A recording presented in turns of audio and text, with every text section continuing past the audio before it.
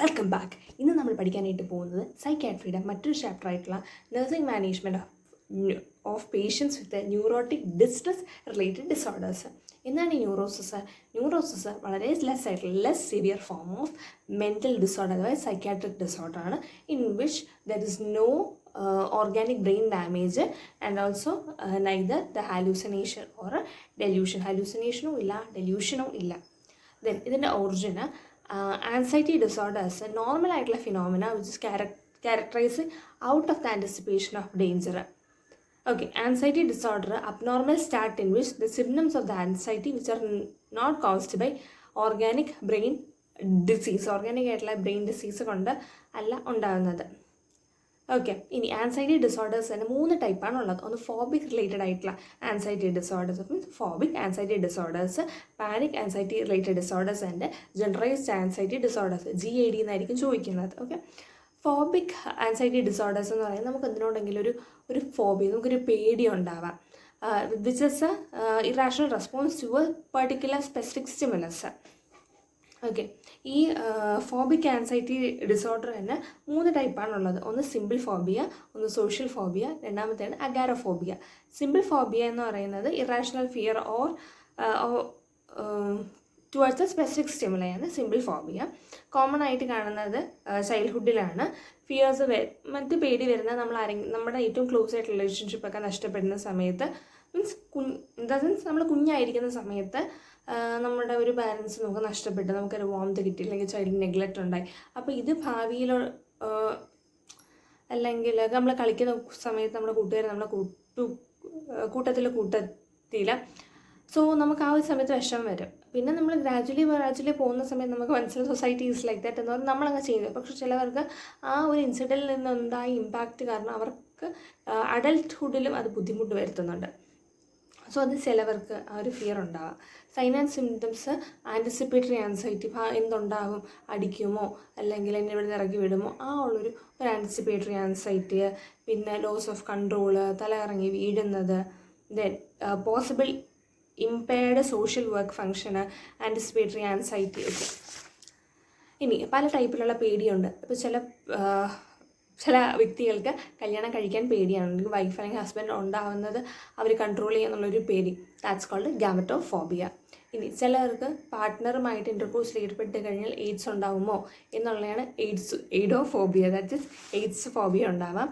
That means ഇൻസെക്ടോഫോബിയ എന്ന് വെച്ചാൽ ഇൻസെക്റ്റിനോടുള്ളൊരു പേടി. ദെൻ ഹെമാറ്റോഫോബിയ എന്ന് വെച്ചാൽ ബ്ലഡ് കാണുന്ന സമയത്ത് ഒരു പേടി ഉണ്ടാവാം. ആൻഡ് ക്ലോസ്ട്രോഫോബിയ ഭയങ്കര ക്ലോസ് ആയിട്ടുള്ള ഒരു റൂമിൽ നമ്മളെ കൊണ്ടുപോയി അല്ലെങ്കിൽ അവരെ ഒരു കൺജഷനൊക്കെ ഏർപ്പെടുന്നുണ്ട്, അപ്പോൾ അവർക്കുണ്ടാകുന്നൊരു പേടിയാണ് ക്ലോസ്ട്രോഫോബിയ. മീൻസ് ഇപ്പം തന്നെ ഇടുങ്ങിയ ഡാർക്കായിട്ടുള്ള റൂമാണെന്നുണ്ടെങ്കിൽ നമ്മൾ പേടിക്കും നമ്മൾ.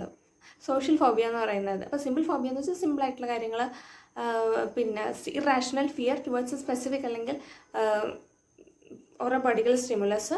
പിന്നെ അതിൻ്റെ ക്ലിനിക്കൽ മാനിഫെസ്റ്റേഷൻ പറഞ്ഞു. And then moving on to the examples and after that we go to the social phobia. Social phobia നമ്മുടെ സൊസൈറ്റിയുടെ ഫ്രണ്ടിൽ വെച്ച് നമുക്ക് ഓരോ കാര്യങ്ങൾ പരിപാടി അവതരിപ്പിക്കാനും പ്രസൻറ്റ് ചെയ്യാനും ഉണ്ടാകുന്നൊരു പേടിയാണ് in front of the society. Clinical manifestation hyperventilation ഉണ്ടാവാം. ദെൻ നമ്മുടെ ന്യൂറോളജിക്കലി ഫെയിൻറ്റിങ് ഉണ്ടാവാം, ഡ്രൈ മൗത്ത് ഉണ്ടാവാം, പാൽപിറ്റേഷൻ ഉണ്ടാവാം, ഇൻക്രീസ്ഡ് ബ്രെത്ത് റേറ്റ് ഉണ്ടാവാം, ട്രംബ്ലിംഗ് ആയിട്ടുള്ള ഹാൻഡ്സ് വോയിസസ് ഒക്കെ. അഗാരോഫോബിയ നമ്മളിപ്പോൾ നമ്മുടെ വീട്ടിൽ നിന്നുള്ള ഒരു സേഫ് ആയിട്ടുള്ള സ്പേസിൽ നിന്ന് മറ്റൊരു പ്ലേസിലോട്ട് പോകുന്ന സമയത്ത് ആ ഒരു സേഫ് എൻവയൺമെൻ്റ് അല്ല, നമുക്കത് അഡ്ജസ്റ്റ് ചെയ്യാനായിട്ട് പറ്റുന്നില്ല. And that's called agoraphobia. So it's characterised by an irrational fear of being in a place away from the similar settings as that of home.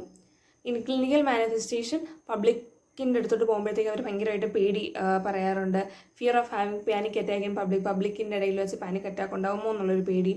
Then aetiology for phobic anxiety ഡിസോർഡറിനകത്ത് വരുന്നതാണ് psychodynamic theory. Repression classical defence mechanism is that to protect you from stressful ആയിട്ടുള്ള stimulus.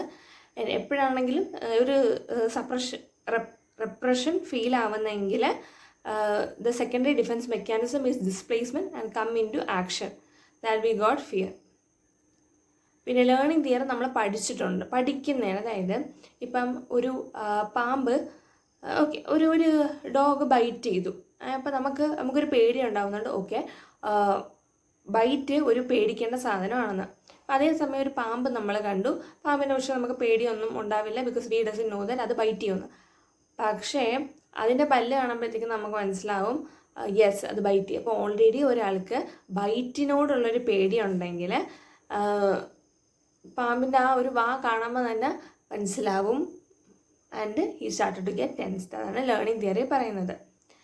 Cognitive theory thoughts. Anxiety it's a product of faulty cognition. നമ്മൾ ചിന്തിച്ച് വെച്ചിരിക്കുന്ന തെറ്റായിട്ടുള്ള കാര്യങ്ങൾ, നെഗറ്റീവായിട്ടുള്ള thinking.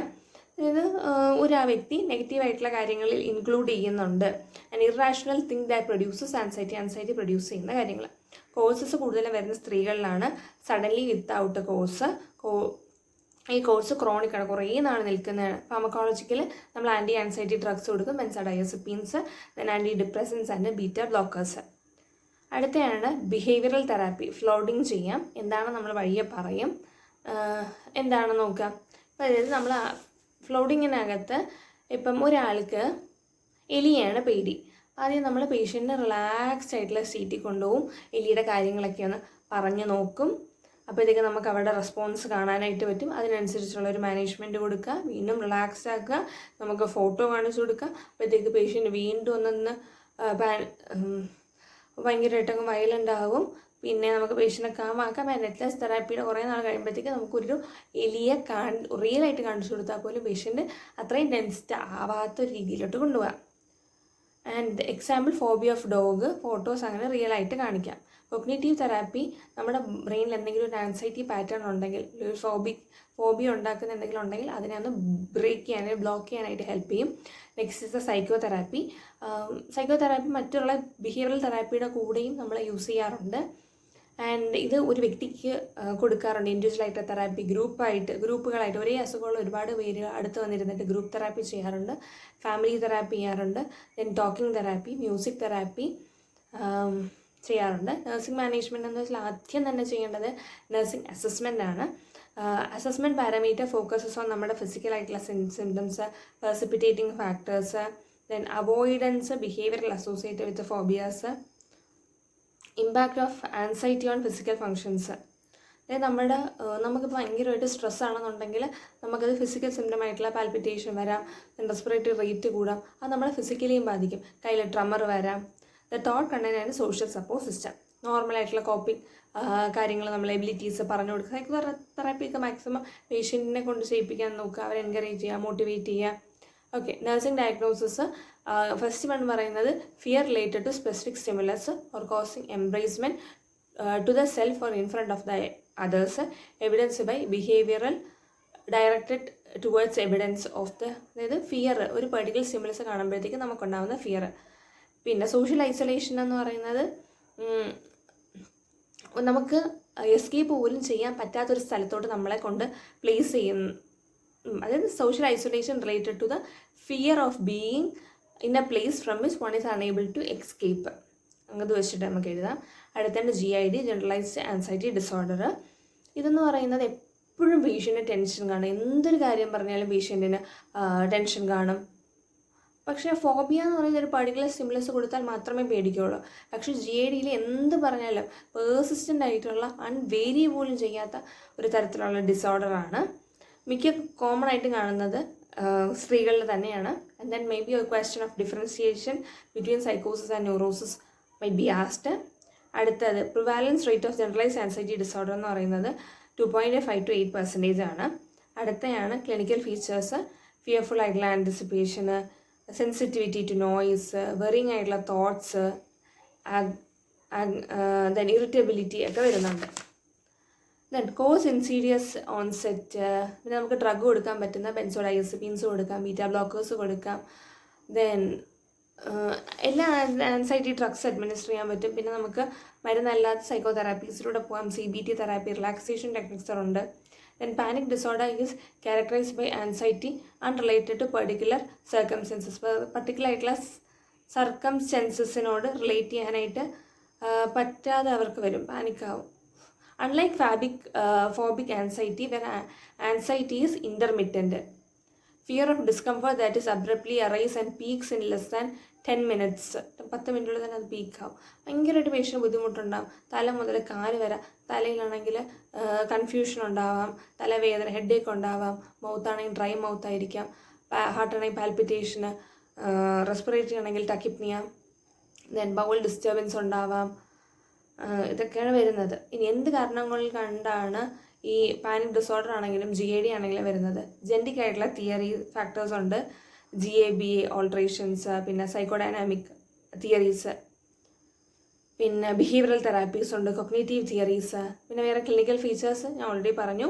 Then treatment എന്ന് പറയുന്നത് ഫാർമക്കോളജിക്കൽ ബെൻസോഡയസെപ്പീൻസ് ഉപയോഗിക്കാം, പിന്നെ ബിഹേവിയറൽ തെറാപ്പീസിലോട്ട് പോകാം, ദെൻ ബയോ ഫീഡ്ബാക്ക്, ദെൻ വേറെ ടെക്നിക്കുകളുണ്ട്, Jacobson's muscle relaxation techniques, yoga, meditation, then self hypnosis, supportive psychotherapy. ഇത്രയുമാണ് ഇതിനകത്ത് വരുന്നത്. Okay, so we almost completed half of the chapter. Nursing management of patients with neurotic distress ആണ് പറയുന്നത്. Difference between neurosis and സൈക്കോസിസ് ചോദിക്കാം. എന്താണ് ന്യൂറോസിസ്? ലെസ് സിവിയർ ആയിട്ടുള്ള psychiatric disorder ആണെന്ന് പറഞ്ഞു. ദെൻ ആൻസൈറ്റി ഡിസോർഡർ 3 എണ്ണം ഉണ്ട്. Phobic anxiety disorder, then generalise anxiety disorder and panic anxiety disorders. Phobic anxiety ഡിസോർഡറിനകത്ത് വരുന്നതാണ് എന്തൊക്കെ? നമ്മുടെ simple phobia, social phobia and agoraphobia. Simple ഫോബിയക്കകത്താണ് ബ്ലഡിനെ പേടി, അല്ലെങ്കിൽ ഇൻസെക്റ്റിനെ പേടി, ദെൻ ക്ലോസ്ട്രോഫോബിയ, അങ്ങനെ. ദെൻ സോഷ്യൽ ഫോബിയ എന്ന് പറയുന്നത് ഒരു സൊസൈറ്റിയെ അഭിമുഖീകരിക്കാനുള്ളൊരു പേടി. അഗാരോഫോബിയ വളരെ കംഫർട്ടബിൾ ആയിട്ടുള്ള പ്ലേസിൽ നിന്നും പേഷ്യൻറ്റിന് ബാക്കിയുള്ള സ്ഥലത്തോട് അഡ്ജസ്റ്റ് ചെയ്യാനുള്ളൊരു ബുദ്ധിമുട്ട്. ദെൻ ഇത്രയും പറഞ്ഞു. പിന്നെ aetiology of panic anxiety disorder, psychodynamic theory, learning theory, അത് പാമ്പിൻ്റെ എക്സാമ്പിൾ പറഞ്ഞത്, കൊഗ്നേറ്റീവ് തിയറി, ഇതിൻ്റെ കോസസ്, ഫാർമക്കോളജിക്കൽ മാനേജ്മെൻറ്റ്, ബെൻസോഡയസെപ്പീൻസ് പറഞ്ഞു, ആൻറ്റി ഡിപ്രസൻസ് പറഞ്ഞു, ബീറ്റാ ബ്ലോക്കേഴ്സ് ഡിസ്കസ് ചെയ്തു.